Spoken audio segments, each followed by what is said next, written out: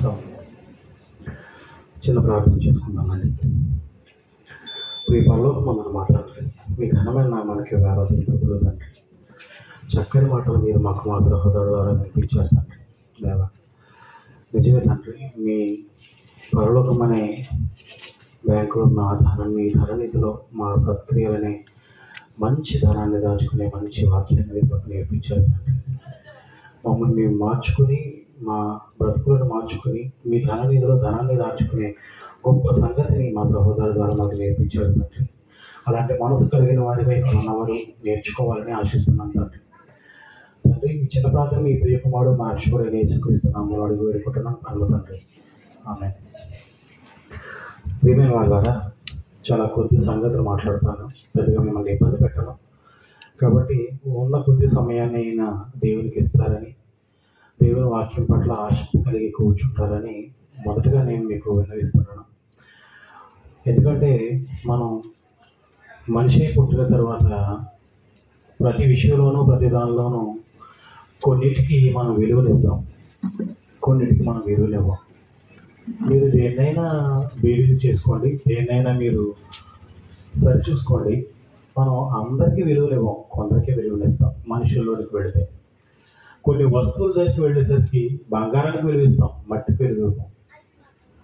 కొన్ని వస్త్రాల దగ్గరికి వెళ్ళేసరికి బాగా విలువైన వస్తువులకు విలువిస్తాం, చిరిగిపోయిన వస్తువులకు మనం విలువనివ్వం. మంచి మంచి పాత్రల దగ్గరికి వెళ్ళేసరికి మంచి ఇత్తడి పాత్ర, గంగాళం ఇలాంటి వాటికి విలువనిస్తాం. చిన్న చిన్న వాటికి, మట్టి పాత్రలకు మనం విలువనివ్వం. ప్రియమైన వాళ్ళారా, ఇలా మీరు ఆలోచించగలిగితే ఒక సైకిల్కి విలువనివ్వం, కారుకి విలువనిస్తాం. ఒక చిన్న పాకకు విలువనివ్వం, పెద్ద బిల్డింగ్కి విలువనిస్తాం. అంతకన్నా గొప్ప విల్లాని విలువనిస్తాం. అలాగే ఒక రూపాయికి విలువనివ్వం, కానీ కోట్ల రూపాయలు, లక్షల రూపాయలకు మాత్రం విలువనిస్తాం. మనిషిలో ఉన్న నైజం ఇది ప్రియమైన వాళ్ళారా. మనిషికి ఏదైనా 2-3 వస్తువులు చూపిస్తే అందులో విలువైన దాన్ని తీసుకోవడం మనిషికి అలవాటు. ఏదైనా సరే మీరు గమనించండి, ఇది విలువైనది అని మనిషి నమ్మితే ఆ విలువైన దాని కోసం మనిషి ఏదైనా ఆలోచన చేస్తాడు, ఎంతైనా కష్టపడతాడు, ఏదో విధంగా దాన్ని సాధించాలని మనిషి ఆశ కలిగి ఉంటాడు. చిన్ననాటి నుంచి కష్టపడి చదువుకుంటాడు. ఎందుకంటే చిన్ననాటి నుంచి మనిషి విలువైన దృష్టిలో ఒకటి ఉంది, పలానా జాబ్ నేను కొట్టాలని, ఒక ఐఏఎస్ అయిపోవాలని, ఒక ఐపీఎస్ అయిపోవాలని, ఒక సీఎం అయిపోవాలని ఒకడు, ఒక పిఎం అయిపోవాలని ఒకడు. వారి లక్ష్యాలను వారి గురిగా పెట్టుకుని, వారి గురిగా పెట్టుకున్న లక్ష్యాల పట్ల వాళ్ళు ఎంతైనా కష్టపడతారు. ఎందుకంటే ఆ దానికి వాళ్ళు విలువనిచ్చారు కాబట్టి. ప్రియమైన వాళ్ళారా, తల్లిదండ్రులు తమ పిల్లలకు విలువనిస్తారు, పిల్లలు తమ తల్లిదండ్రులకు విలువనిస్తారు. ఒక్కొక్కసారి విలువనివ్వకపోవచ్చు. మనం కూడా మన తల్లిదండ్రుల పట్ల ఆప్యాయత కలిగి, ప్రేమ కలిగి మనం ఉంటాం, ఒక్కొక్కసారి ఉండకపోవచ్చు. వారు తమ పిల్లలను పెంచిన విధానాన్ని బట్టి వారికి ఇచ్చే విలువ ఉంటుంది.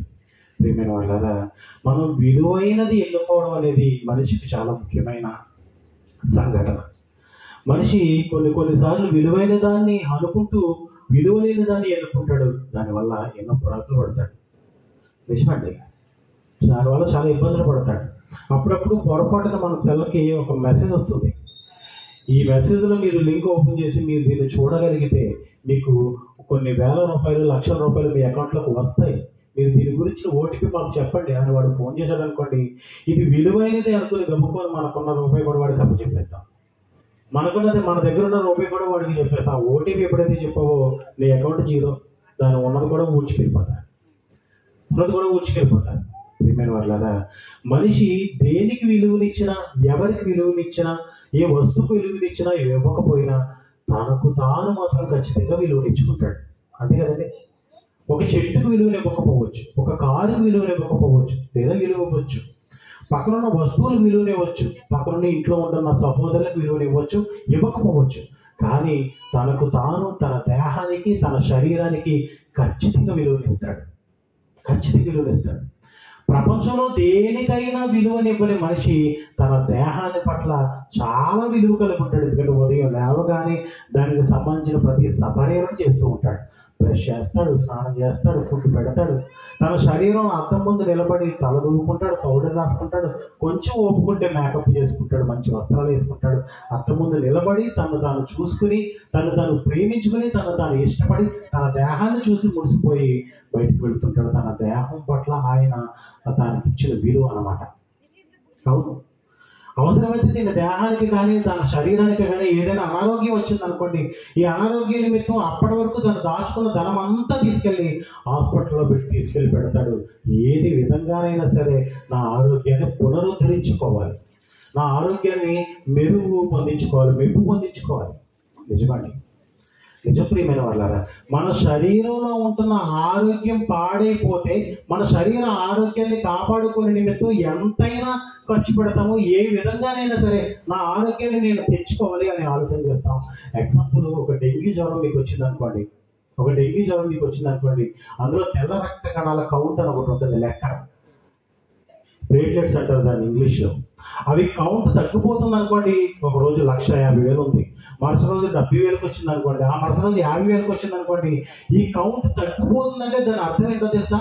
నీ ప్రాణం పోయే పరిస్థితికి వచ్చేసావని అర్థం.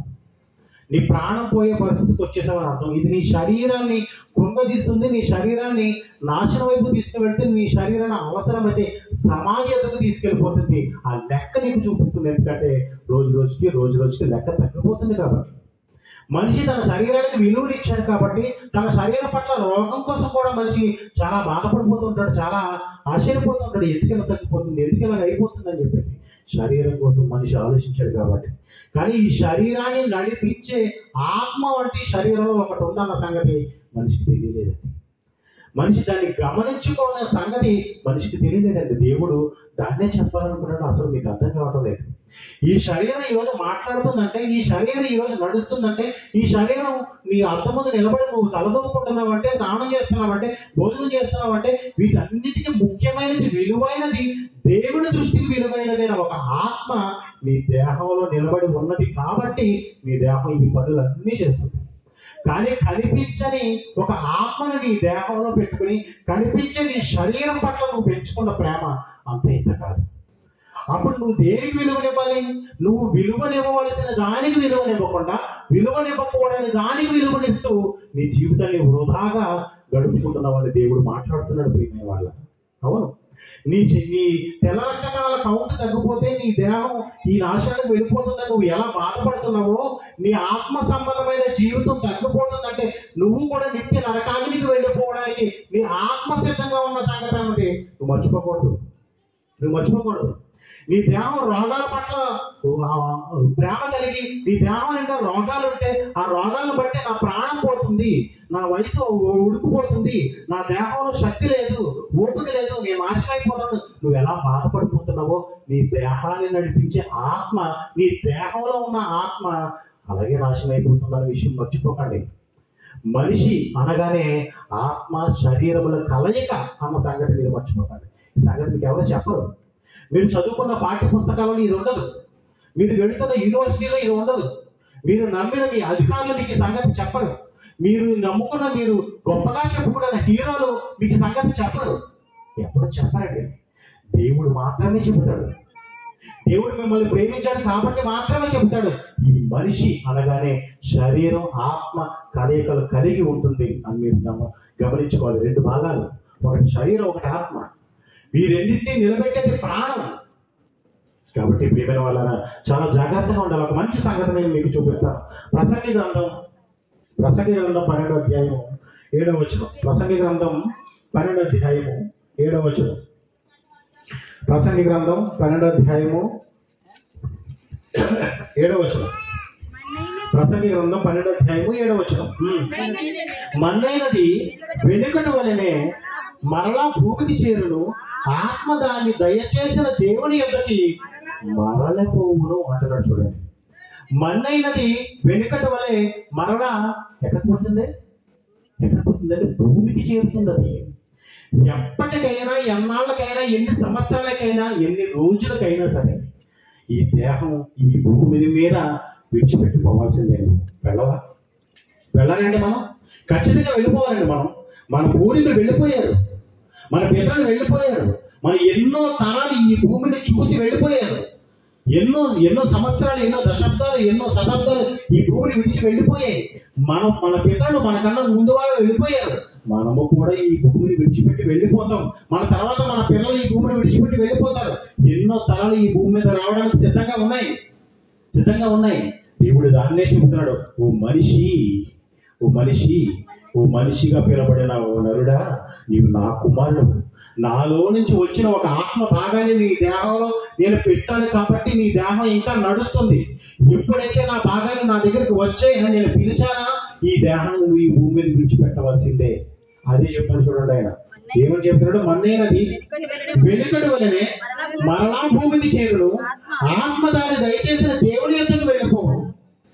విలువ లేని దాని ఈ శరీరం కోసం మనం ఆలోచన చేస్తూ ఇది విలువైనదిగా మనల్ని మనం ఎన్నుకుని ఇదే విలువైనదని దీనికోసం ఆలోచన చేస్తూ ఎన్ని కుట్రలు చేస్తున్నాము, ఎన్ని దారుణాలు చేస్తున్నాము, ఎన్ని హత్యలు చేస్తున్నాము, ఎన్ని దొంగతనాలు చేస్తున్నాము, ఎన్ని విభచారాలు చేస్తున్నాము, ఎందరి సహోదరులను మనం పాడు చేస్తున్నాం చూడండి. దీనికి ఇది విలువైనది కాబట్టి, ఇది విలువైనదని నువ్వు నమ్ముకున్నావు కాబట్టి దీని లోపల ఉన్న ఆత్మ విలువైనదని దేవుడు చెప్తాడు.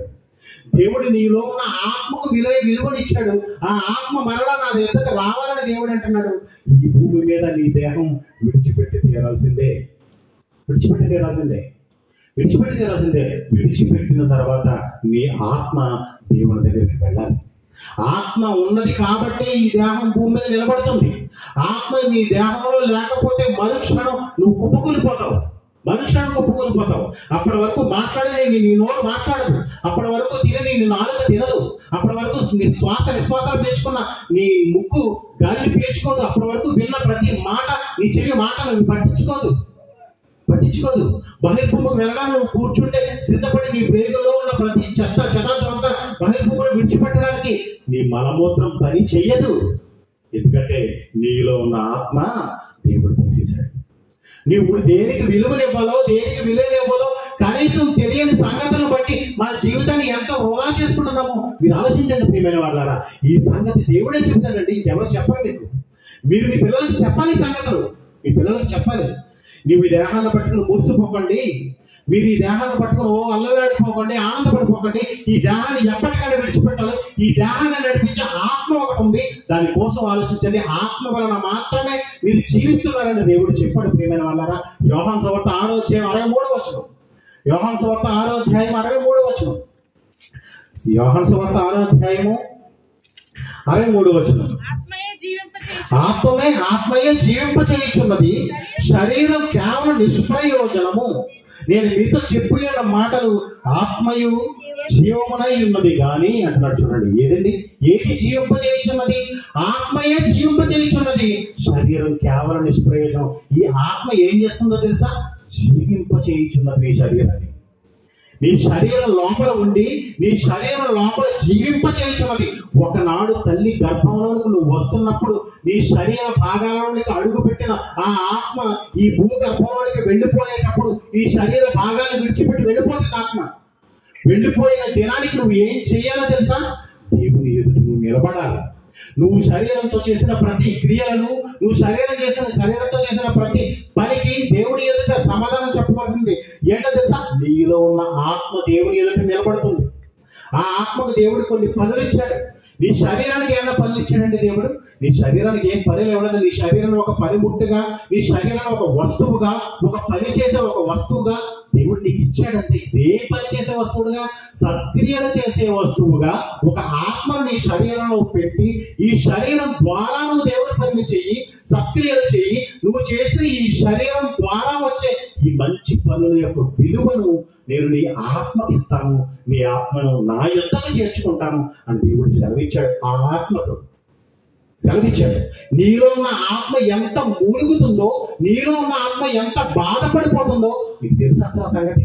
నీ శరీరానికి ఆత్మకు ఈ వ్యత్యాసం చాలా ఉంది తెలుసా? నీ శరీరానికి ఆత్మకి ఎప్పుడు పడదు ఆ సంగతి మీకు తెలుసా అండి? ఎప్పుడు పడదన్న సంగతి నేను ఎలా చెప్పమంటారా? మీరు బైబిల్ చదువుదాం. రేపటి నుంచి తెల్లవారుజాము 4 గంటల నుంచి నేను బైబిల్ చదువుతానని మీరు దీక్షించి కూర్చోండి. మీరు చదవలేదు తెల్లవారుజాము. ఎందుకో తెలుసా? నీ శరీరం నిన్ను లేవనివ్వదు. నీ ఆత్మ అన్నిటికీ సిద్ధంగానే ఉంటుంది, నీ శరీరం నిన్ను లేవనివ్వదు. ఆ సంగతి నేను మీకు చూపిస్తాను. మార్కు సువార్త 14వ అధ్యాయము 37వ వచనం. మార్కు సువార్త 14వ అధ్యాయము 37వ వచనం. మార్కు సువార్త 14వ అధ్యాయము 37వ వచనం. మరలా ఆయన వచ్చి వారు నిద్రించుచుండుట చూసి, సీమోను నీవు నిద్రించుచున్నావా? ఒక్క ఘడి అయినను మేలుకొని ఉండలేవా అంటున్నాడు. చూడండి, ఎవరితోటి? యేసుక్రీస్తు వారు గెత్సెమనే తోటలో ప్రార్థన చేయడానికి వెళ్ళాడు. ఆయన ఘడియ రాబోతుంది. ఆయన దేహాన్ని విడిచిపెట్టే సమయం రాబోతుంది. ఆయనకి దేవుడు ముందే చెప్పాడు. ఆ సంగతి ఆయన జ్ఞాపకాల్లో ఉంచుకున్నాడు. ఆయన ఎంత విలువైన సమయమో ఆ సమయం ఆయనకి తెలుసు. తన శిష్యులను తీసుకుని వెళ్ళాడు. పేతురును, ఆంద్రేయును, యోహాను తీసుకుని వెళ్ళాడు. అప్పుడు వాడి దగ్గరికి వెళ్ళి, మీరు ఇక్కడే ఉండి మీరు ప్రార్థన చేయండి, నేను మరికొంచెం ముందుకు వెళ్ళి ప్రార్థన చేసి వస్తాను అని చెప్పాడు. ఒకసారి చెప్పి వెళ్ళాడు. మరలా అంటే రెండోసారి జరిగింది. ఆ మరలా ఏం చేశారండి వాళ్ళు? మరలా ఆయన వచ్చి వారు నిద్రించుట చూచి, సీమోను నీవు నిద్రించుచున్నావా?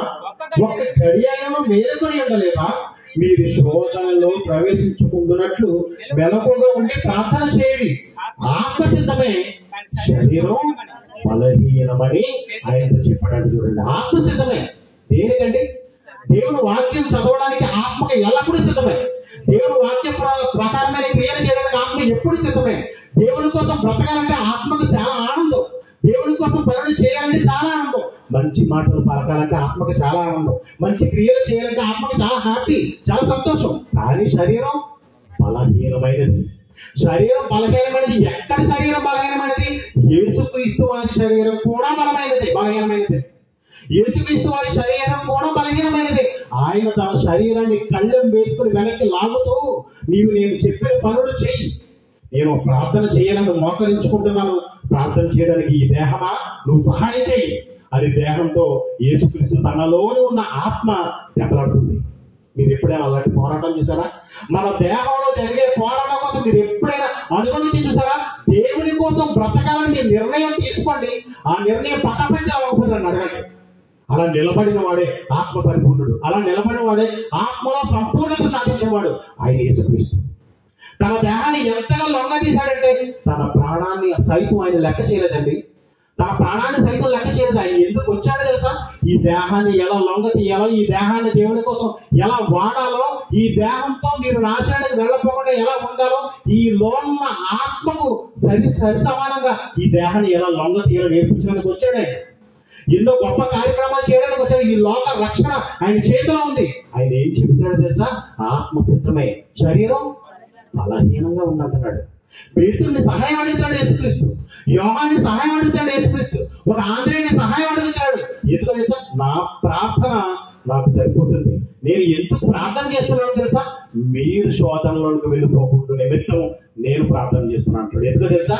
యేసుక్రీస్తు తన దేహాన్ని విడిచిపెట్టి గడియ రాబోతుంది.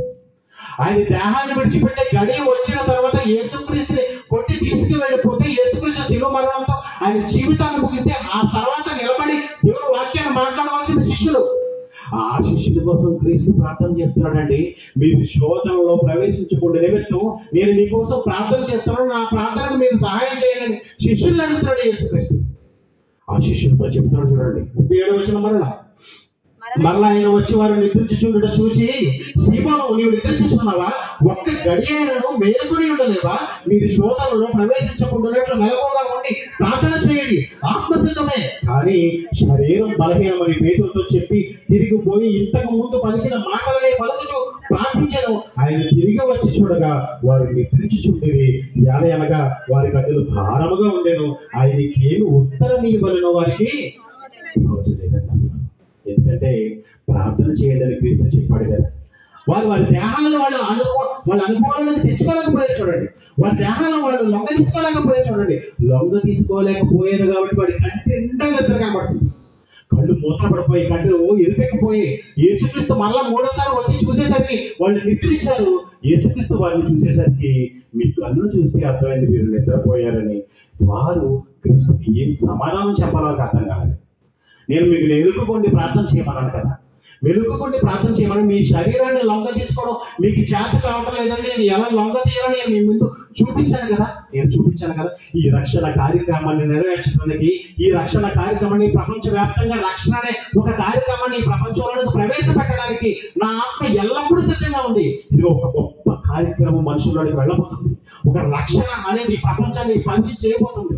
ఈ రక్షణ అంటే దేవుడు ఈ దేహాన్ని విడిచిపెట్టిన తర్వాత తన ఆత్మను మరలా దేవుని యొద్దకు తీసుకుని వెళ్ళే ఒక గొప్ప కార్యక్రమం, ఒక మార్గాన్ని, ఒక జీవాన్ని, ఒక సత్యాన్ని నేను ఈ ప్రపంచానికి తెలియజేయబోతున్నాను. అందులో నాకు బలమైనది ఏంటో తెలుసా? ఆత్మ. నాకు బలహీనమైనది ఏంటో తెలుసా? నా శరీరం. నా ఎంత బలహీనంగా కనబడుతుంది. మీరు నాకు సహాయం చేయండి అని శిష్యులు అడుగుతున్నాడు. ప్రియమైన, మీ శరీరం ఎలా ఉంది? మీ శరీరం ఎలా ఉంది? బలహీనంగా ఉందా? బలంగా ఉందా? చెప్పండి. ఎంత బలహీనంగా ఉందో మీరు అంత బలంగా తయారవ్వాలి. మీరు విలువైనది, ఇది చాలా గొప్పది, చాలా ఉన్నతమైనది అని మీరు చెప్పుకుని ఈ మంచి జీవితం అనుకుని మీ శరీరాన్ని ఎలా నిలదొక్కుకోవడం వల్ల మీకు జరిగేది నష్టమే తప్ప లాభం ఏది కాదండి. కొంతకాలం మీకు లాభం ఉంటుందంటే. ఒక మంచి మాట మీకు చూపిస్తాను. తిమోతి రాసిన మొదటి పత్రిక చివరిగా, తిమోతి రాసిన మొదటి పత్రిక 4వ అధ్యాయం 7వ వచనం. తిమోతి రాసిన మొదటి పత్రిక 4వ అధ్యాయము 7-8 వచనాలు చూద్దామా? అపవిత్రములైన ముసలమ్మ ముచ్చట్లను విసర్జించి దైవభక్తి విషయంలో నీకు నీవే సాధకము చేసుకొనుము తిమోతి అంటున్నాడు పౌలు. తిమోతికి చెబుతున్నాడు. అపవిత్రుడైన పౌలు తన శిష్యుడైన, తన కుమారుడైన తిమోతికి ఏమని చెబుతాడో తెలుసా? ముసలమ్మ ముచ్చట్లు చెప్పుకుంటూ ఇంట్లో కూర్చోకండి అంటాడు. మీతోనే, తిమోతితో కాదు. తిమోతి తరం ముగింపబడింది. తిమోతి తన దేహాన్ని విడిచాడు, తన ఆత్మను దేవుడికి అప్పచెప్పి వెళ్ళిపోయాడు. మీతోనే మాట్లాడుతున్నాడు. ముసలమ్మ ముచ్చట్లు పెట్టుకుని ఎన్నాళ్ళు ఇంట్లో కూర్చుంటారు? మీ దేహాన్ని పోషించుకుంటూ, మీ శరీరాన్ని విలువైనదిగా చెప్పుకుంటూ, నా శరీరం పట్ల నాలో ఉన్న రోగాన్ని తగ్గించుకోవడానికి పరుగులు తీస్తూ ఎంతకాలం ఆశిస్తారు చెప్పండి? మీ దేహాన్ని విడిచిపెట్టి, మీ ముసలమ్మ ముచ్చట్లు పక్కన పెట్టి దేవుని సంబంధమైన దైవ భక్తిని మీరు సంపాదించుకోండి అంటున్నాడు. చూడండి 7వ వచనం. మరలా అపవిత్రమైన ముసలమ్మ ముచ్చట్లను విసర్జించి దైవభక్తి విషయంలో నీకు నీవే సాధకము చేసుకొనుము. తర్వాత శరీర సంబంధమైన సాధకము కొంచెం మట్టుకే ప్రయోజనకరమగును అంటాడు. చూడండి, శరీర సంబంధమైన సాధన కొంచెం మట్టుకే, శరీరం కొంచెం మట్టుకే ప్రయోజనకరం. అది ఎంతవరకు యూజ్ ఉంటుందో తెలుసా? ఎంతవరకు ఉపయోగం ఉంటుందో తెలుసా? ఈ భూమి మీద ఉన్నంత వరకు నేను మంచి దేహారోగ్యాన్ని సంపాదించేసుకున్నా, ఎంతో ఆరోగ్యకరమైన దేహాన్ని మీరు సంపాదించేసుకున్నా, ఎన్నో కోట్ల రూపాయలు సంపాదించేసుకున్నా, ఈ భూమి మీద ఉన్నంత కాలమే. కొంతకాలం అనడానికి దాన్ని, కొంతకాలం ఈ భూమి మీద నీ శరీరాన్ని నమ్ముకొని, ఈ భూమి మీద నీ శరీరానికి ఎంతో గొప్ప విలువనిచ్చి దానికోసమే నీ జీవితాన్ని అంతటిని వృధా చేసుకుంటూ నీ కాలాన్ని వృధా చేసుకున్నావు. ప్రియ సహోదరుడా, సహోదరులరా, మీరు కాలాన్ని వృధా చేసుకున్నారు. మీరు ఆలోచించవలసింది ఒకటి ఉంది, అది ఆత్మ. ఈ దేహాన్ని నడిపించే ఆత్మ ఒకటి ఉంది. ఆ ఆత్మను దేవుడు అడగబోతున్నాడు ఒక దినాన్ని. నీ దేహంతో చేసే క్రియలకు ఫలితాన్ని నీ ఆత్మకి ఇవ్వబోతున్నాడు. ఓ ఆత్మ, ఒక సహోదరుడు, నాగరాజు అనే ఒక ఆత్మ, నేను నీకు ఎన్ని క్రియలు ఇచ్చాను, ఆ క్రియలను ఇవ్వాలని, ఆ క్రియలు చేయాలని నీలో ఒక ఆత్మను ప్రవేశపెట్టి దాని గురించి క్రియలకు సమాధానం చెప్పు అని అడుగుతాడు. ఒక అప్పయ్యమ్మ, ఒక సుబ్బయ్యమ్మ, ఒక ఎల్లమ్మ, ఎవరుంటే వాళ్ళని అడుగుతాడు దేవుడు. ఆత్మకు దేవుడు పెట్టిన పేరు అది. 8వ వచనం.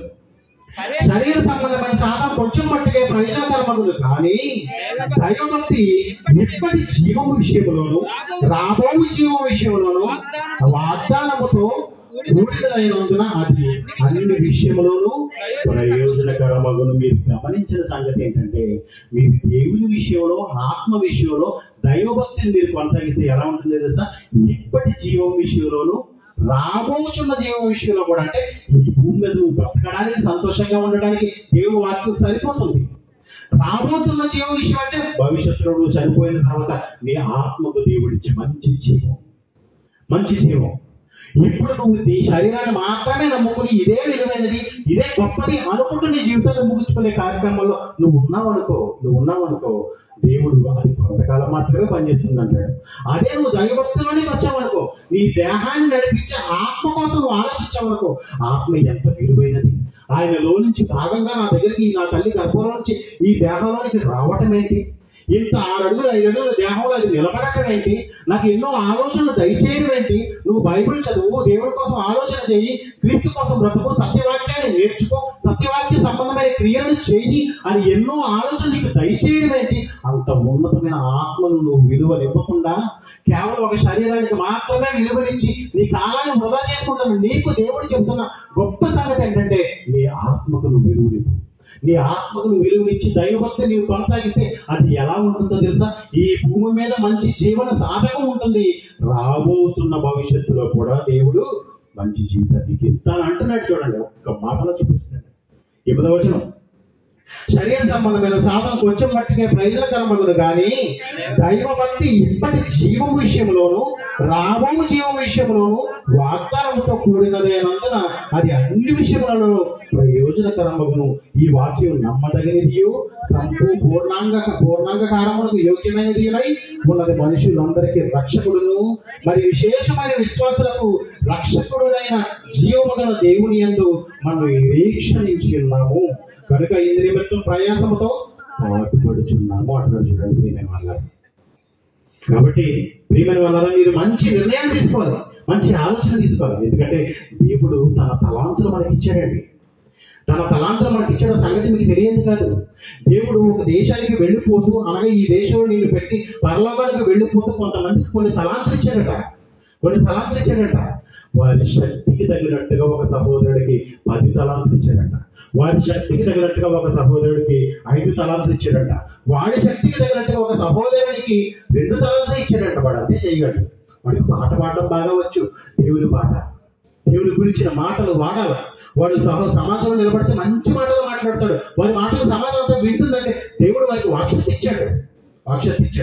కొంతమంది తెలివిగా ఉంటారు, స్త్రీలు చాలా తెలివిగా ఉంటారు. వారికి సంబంధించిన రహస్యాలు రప్పించుకోవాలంటే ఏదో ఒక సంగతి చెప్పి జాగ్రత్తగా రహస్యాన్ని తెచ్చుకుంటారు. ఆ తెలివిని దేవుడు వాక్యంలో వాడండి, దేవుడి గురించిన సంగతులు తెలుసుకోవడంలో వాడండి, దేవుడి గురించిన విషయాలు తెలుసుకోవడంలో వాడండి. ప్రియమైన వాళ్ళరా, దేవుడు మిమ్మల్ని ప్రేమించాడు కాబట్టి ఈ మాటలు మీకు వినిపిస్తున్నాడు.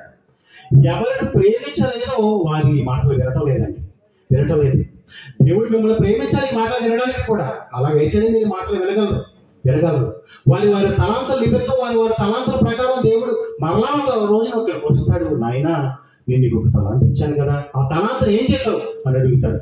నీలోని ఒక ఆత్మను ప్రవేశపెట్టి నీకు కొన్ని పనులు అప్పగించాను కదా, ఆ పనులు ఏం చేసావు అని అడుగుతాడు. తండ్రి, నేను 10కి 10 సాధించాను, ఇదిగో 20 అని దేవుడికి అప్పగించిన వాడు ఉన్నాడు. 5కి 5 అప్పగించినవాడు, 2 అప్పగించినవాడు ఉన్నాడు. 1 తీసుకున్నవాడు వాడు తలాంతని మట్టిలో పెట్టి పూడ్చిపెట్టాడు. అంటే ఏం చేశాడు? వాడి దేహాన్ని భూమిలో పాతి పెట్టాడు. తెలుసు కదండి సందర్భం. మీకు ప్రత్యేకంగా రెఫరెన్స్ ఏమి చూపించాలని అనుకోవడం లేదు. అయినా చూద్దాం, ఒక మంచి మాట చూద్దాం. చూడండి ఆ మాట, 1 యోహాన చూడండి ఆ మాట, తలాంతుల గురించిన మాట చూడండి. ప్రియమైన వాళ్ళారా, మంచి సందర్భం, ఆ సందర్భం చూసుకుని మనం ఊహించుకుందాం.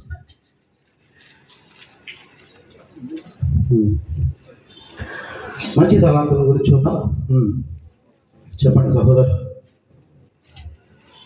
తెలిసిన వారి మాటల గురించి చెప్పండి.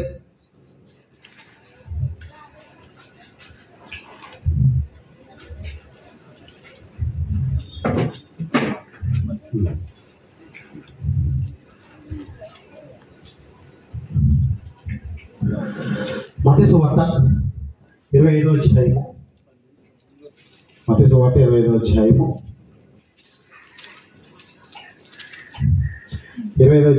25వ వచనం చూద్దామా? మత్తయి సువార్త 25వ అధ్యాయము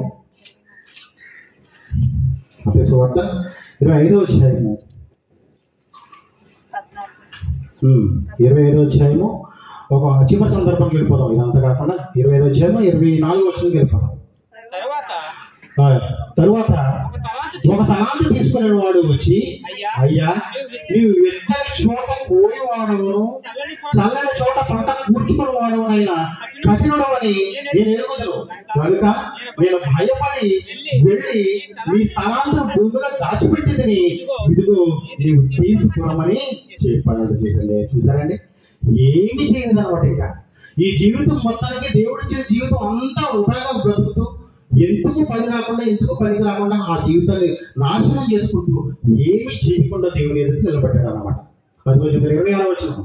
అందుకు అతని యజమానుడు వాడిని చూచి, సోమరివైన చెడ్డదాసుడా, నేను విత్తని చోట కోయివాడను, చల్లని చోట పంట కూర్చుకునేవాడని నీవు ఎరుగుదువా? అట్లయితే నీవు నా సొమ్ము సావుకారి వద్ద ఉంచవలసి ఉండెను, నేను వచ్చి వడ్డీతో కూడా నా సొమ్ము తీసుకొని ఉందిరే అని చెప్పాడు. చూడండి, ఒకవేళ మీకు చేత కాలేదా, దేవుని పని చేయడం మీకు చేత కాలేదా, మీ వల్ల కాలేదా, పాట పాడడం రాదా, వాక్యం చదవడం రాదా, ప్రార్థన చేయడం రాదా, అలా చేసేవారు ఎవరైతే ఉన్నారో వాళ్ళకి మీరు సహాయం చేయలే. అదే దేవుడు దాన్ని వడ్డీ అంటున్నాడు. నీవు ఒకవేళ నీకు చేతగాని పనులు నీవు చేతగాని అన్నప్పుడు ఏం చేయాలి తెలుసా? సావుకారి వద్ద నువ్వు ఈ మేనని పెట్టుంటే, సావుకారి వద్ద ఈ తలాంతులు పెట్టుంటే, ఆ తలాంతు వాడేవాడు ఎవడో ఉంటాడు ఆ ఊర్లో, ఆ గ్రామంలో, ఆ మండలంలో. వాడికి మీరు ఈ రూపాయిని చెల్లించారనుకోండి, మీ కష్టాన్ని వాడికి ఇచ్చారనుకోండి, వాడు దేవుని పనిలో వాడబడిన ఆ రూపాయి నీ ఖాతాలో పడుతుంది, నీ ఖాతాలో పడుతుంది.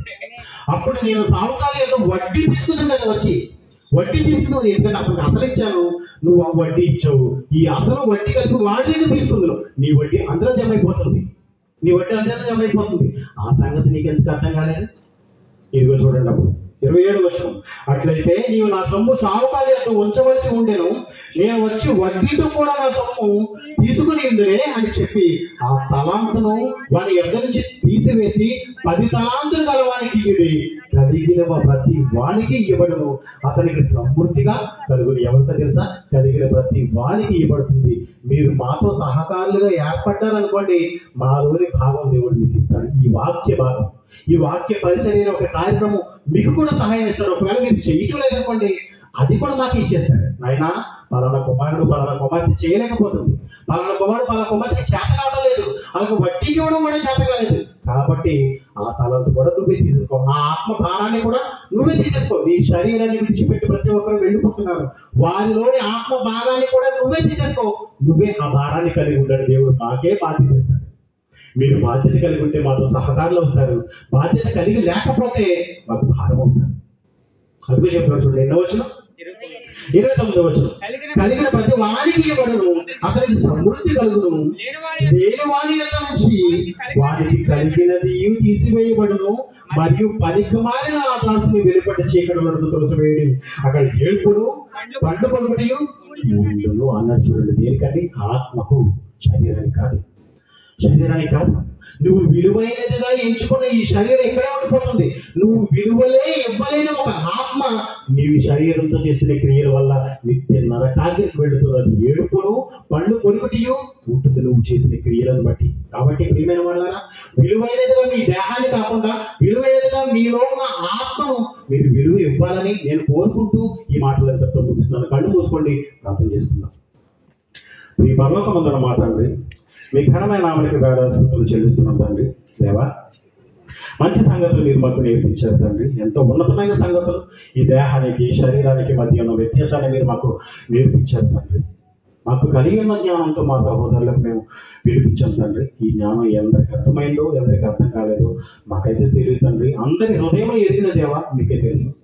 వారి హృదయాలను వారి ఆత్మలను నేను మీ చేతికి అప్పగిస్తున్నాను తండ్రి. ఎవరైతే ఆత్మల భారాన్ని కలిగి మా చెంతకు రావాలనుకుంటారో వారందరికీ చాలా ఎంతో ఉన్నతమైన ఆత్మలు దయచేసి మా ఎదురు పంపించండి తండ్రి. దేవా, లేదు లేని ఎడల మీరే మాకు భారాన్ని ఇవ్వాలనుకుంటే మాకు ఇవ్వండి తండ్రి. మా బ్రతుకు నిమిత్తం, మా బ్రతుకు చరమాంకం వరకు, మా జీవిత చరమాంకం వరకు ఈ భారాన్ని మోయడానికి మేము ఎల్లప్పుడూ సిద్ధంగా ఉన్నాం తండ్రి. దేవా, ఈ ఆత్మల భారాన్ని ఎన్నుకుని ఈ శరీరాన్ని నిష్ప్రయోజనంగా ఎన్నుకునే ఒక మంచి పాఠాన్ని మీరు మాకు నేర్పించారు తండ్రి.